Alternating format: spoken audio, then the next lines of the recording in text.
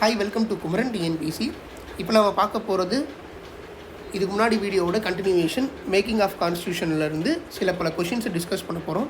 எல்லா கொஷின்ஸும் இங்கே நான் டிஸ்கஸ் பண்ண போகிறது கிடையாது. உங்களுக்கு ஃபுல் மெட்டீரியல், பாலிட்டிக்ஸ்னால் பாலிட்டிக்ஸோட ஃபுல் மெட்டீரியல் உங்களுக்கு வந்து நான் கொடுத்துருவேன். அதை நீங்கள் வந்து கண்டென்ட்டை படிச்சுட்டு இந்த டெஸ்ட் பேட்சை எழுதி பாருங்கள். இப்போ சில பல கொஷின்ஸ் டிஸ்கஸ் பண்ணலாம், கொஷின் பேப்பர் எப்படி இருக்குதுன்னு பார்க்குறதுக்காக. ஓகேவா? சரி, ஓகே. மேக்கிங் ஆஃப் கான்ஸ்டியூஷனில் first question. The idea of constitution assembly for India was first proposed by.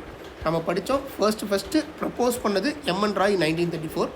அதுக்கப்புறம் 1935 காங்கிரஸ் வந்து டிமாண்ட் பண்ணாங்க. சரி, ஆப்ஷன்ஸ் பார்க்கலாம். 1 and 2 ஒன்லின்னு இருக்குது. இங்கே 1 வந்து ஜவஹர்லால் நேரு 1938 இருக்காங்க, அவரு கிடையாது. ஸோ 1 தப்பு, 2 மட்டும் தான் கரெக்டு. இதில் 2 and 3 ஒன்லின்னு இருக்குது. ஸோ 2 கரெக்டு, 3யும் ஓரளவு கரெக்டு தான். ஏன்னா 1935 அஃபிஷியலாக டிமாண்ட் பண்ணது இவங்க தான். ஃபர்ஸ்ட்டு ப்ரப்போஸ் பண்ணது MN ராய். 3 and 4 கேட்டால் கிடையாது, கிறிஸ்பு கிடையாது, நமக்கான கான்ஸ்டியூஷன் சொன்னது. 1, 2, 3, 4 கிடையாது. ஸோ இதில் மோஸ்ட்லி ரைட்டாக இருக்கிறது வந்து 2 and 3 ஒன்லி. சரி, ஓகே. ரெண்டாவது கொஸ்டின் பார்ப்போம். Which of the following events mark the acceptance of the demand for a constitution assembly by British government? எந்தெந்த ஈவெண்ட்டெல்லாம் வந்து நம்மளோட கான்ஸ்டியூஷன் அசம்பிளி வேணுங்கிற தேவைக்கு அவங்க ஒத்துக்கிட்டாங்க அப்படின்னு கேட்குறாங்க. சரி, ஆகஸ்ட் ஆஃபர் 1940 1942 கிறிஸ் ப்ரப்போசலா, கேபினெட் மிஷன் பிளான் ஆஃப் 1946 இல்லை இந்தியன் நேஷனல் காங்கிரஸோட ரெசல்யூஷன் 1935 போட்டதான்னு கேட்குறாங்க. இதில் பார்த்தோன்னே தெரிஞ்சிடும் இது கிடையாது. 1935 வந்து ஃபர்ஸ்ட் வந்து டிமாண்ட் தான் வச்சாங்க, அதுக்கு அக்செப்ட் பண்ணிக்கலாம் இல்லை. எங்கே அக்செப்ட் பண்ணிக்கிட்டாங்கன்னா 1940 ஆகஸ்ட் ஆஃபரில் அக்செப்ட் பண்ணிக்கிட்டாங்க. அதுக்கப்புறமேட்டுக்கு அவங்க ஒரு ப்ரப்போசல் கொடுத்தாங்க, அதை நாம் ரிஜெக்ட் பண்ணிட்டோம். அதுக்கப்புறம் 1946 ஒரு ப்ரப்போசல் கொண்டு வந்தாங்க. ஸோ ஆப்ஷன் 1 and 3 தான் கரெக்ட். இருக்கான்னு பாருங்கள். Option 1 and 3 only correct. சரி, ஓகே. தேர்ட் கொஸ்டின் பார்ப்போம். கான்ஸ்டியூஷன் அசம்பிளி வாஸ் கான்ஸ்டிடியூட்டட் இன். எப்போ கான்ஸ்டியூட் பண்ணாங்க? நவம்பர் 1946 ஜூலை டு ஆகஸ்ட்டா, இல்லை 34 35 கேட்குறாங்க. ஆன்சர் வந்து ஆப்ஷன் சி 1 ஒன்லி. நவம்பர் 1946 தான் கான்ஸ்டியூஷன் பண்ண ஆரம்பித்தோம். அப்போயிலேருந்து தான் தொடங்கி நம்ம 1950 வரைக்கும் கான்ஸ்டியூஷனோட வேலைகள் நடந்தது.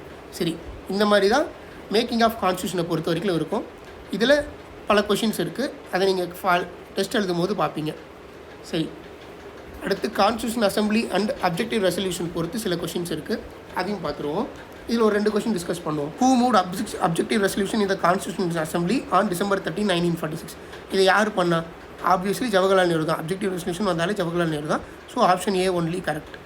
சரி, which of the following elements was part of the objective resolution moved by Jawaharlal Nehru? எதெல்லாம் வந்து அப்ஜெக்டிவ் ரெசல்யூஷன் ஜவஹர்லால் நேரு கொண்டு வந்தாருன்னு கேட்குறாங்க. இந்தியா வந்து பிரிட்டனோட எம்பையராக இருக்கணும்னு சொன்னாரா? இந்தியா வந்து ஒரு இண்டிபெண்டன்ட் சாவரினாக இருக்கணும்னு சொன்னாரா? Adequate safeguard for minorities, India should have dual monarchy system. இதில் எதெல்லாம் வந்து ஜவஹர்லால் நேரு சொன்னது? Option 2 and 3 only. Option 2 and 3 only. India வந்து ஒரு இண்டிபெண்டன்ட் சாவரின் ரிப்பப்ளிக்காக இருக்கணும்னு சொன்னார். மைனாரிட்டிஸ்க்கான அடிக்வேட் சேஃப்கார்ட் இருக்குன்னு சொன்னார். இது போக இன்னொரு 7 பாயிண்ட் சொல்லியிருப்பார். இந்தியா டுவல் மொனார்கியாக இருக்கணும்னு கேட்கல, பிரிட்டனோட எம்பையராக இருக்கணும்னு கேட்கல. ஸோ இந்த மாதிரியான கொஷின்ஸ் தான் நமக்கு எக்ஸாமில் மோஸ்ட்லி வரும். அண்ட் இது ஆல் ஓவர் த டாபிக், எல்லா சப்ஜெக்ட்ஸ்க்கும் இது பொதுவாக இருக்கும். ஹிஸ்ட்ரி சம்மந்தமாகவும், பாலிட்டிக்ஸ் சம்மந்தமாகவும், எக்கனாமிக்ஸ் சம்மந்தமாகவும் இந்த மாதிரி தான் வரும். இந்த மாதிரியான கொஷின்ஸ் தான் நானும் எடுத்து உங்களுக்கு கொடுக்க போகிறேன் டெஸ்ட்டுக்கு. ஓகே, நெக்ஸ்ட் டாபிக் பார்ப்போம்.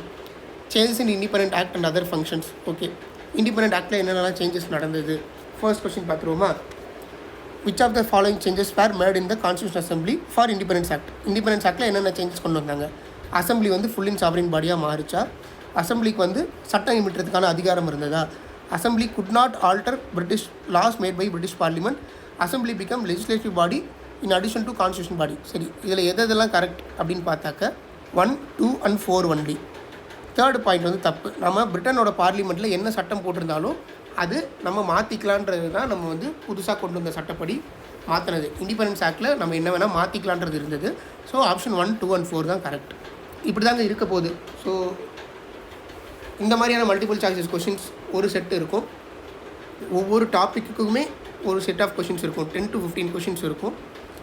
சரி, நெக்ஸ்ட் அசஸ் அண்ட் ரீசனிங் பார்த்துடலாம். ஓகேங்க, இப்போ ரீசனிங் கொஷின்ஸ் பார்ப்போம். சில கொஷின்ஸ் டிஸ்கஸ் பண்ணுவோம், மீதி கொஷின்ஸ்லாம் நீங்கள் டெஸ்ட்டாக எழுதி பாருங்கள். சரி, okay. Will see the first question. The objective resolutions laid the foundation of the Indian constitution. It outlined the fundamental principle and philosophy of the constitutional framework. Okay, objective resolution தான் Indian கான்ஸ்டியூஷனோட ஃபவுண்டேஷனா? அதுதான் இந்தியாவுக்கான அடிப்படை தத்துவத்தையும் அடிப்படை பிரின்சிபலையும் சொல்லிச்சான்னு கேட்குறாங்க. Correct. Both A and R are true and R is explanation of A. இது நீங்கள் அப்ஜெக்டிவ் ரெசல்யூஷன்லேயே படிச்சிருப்பீங்க. இதுதான் வந்து அப்ஜெக்டிவ் ரெசல்யூஷன் தான் ஃபண்டமெண்டல் பிரின்சிபல் அண்ட் ஃபிலாசபி. இதை தான் வந்து நம்ம ப்ரியாம்பிளாக மாற்றணும் அப்படின்றது படிச்சிருப்போம். சரி, the cabinet mission plan rejected the idea of 2 constitutional assemblies.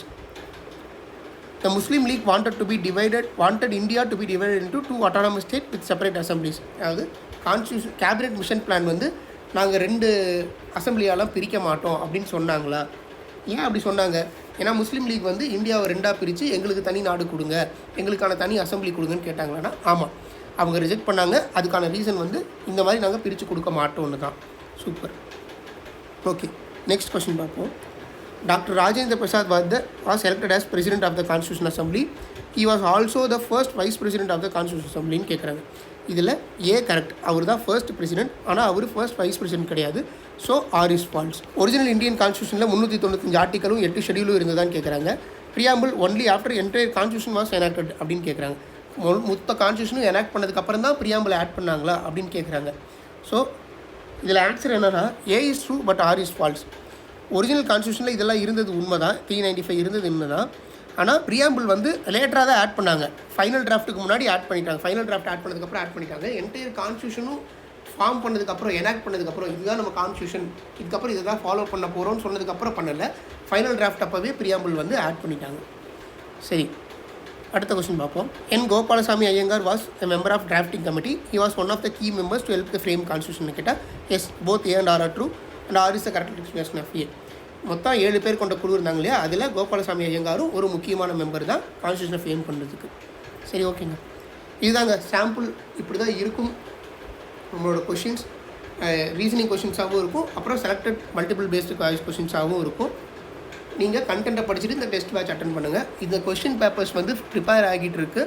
ஃபுல்லாக ப்ரிப்பேர் ஆனதுக்கப்புறம் 1 டே அனௌன்ஸ் பண்ணி நாங்கள் உங்களுக்கு வந்து மொத்தமாக பாலிட்டிக்ஸ் ஃபுல்லாகவே கொடுத்துருவோம். சப்போஸ் உங்களுக்கு முன்னாடியே தேவைப்படுது, நாங்கள் படிக்க எங்களுக்கு வேணும்னா நான் டிஸ்கிரிப்ஷனில் நம்பர் கொடுக்குறேன். நீங்கள் அந்த நம்பருக்கு காண்டாக்ட் பண்ணுங்கள். எப்படி இந்த மெட்டீரியல்ஸ் உங்களுக்கு கொடுப்போம் அப்படின்றத உங்களுக்கு நான் இன்ஃபார்ம் பண்ணுறேன். தேங்க்யூ.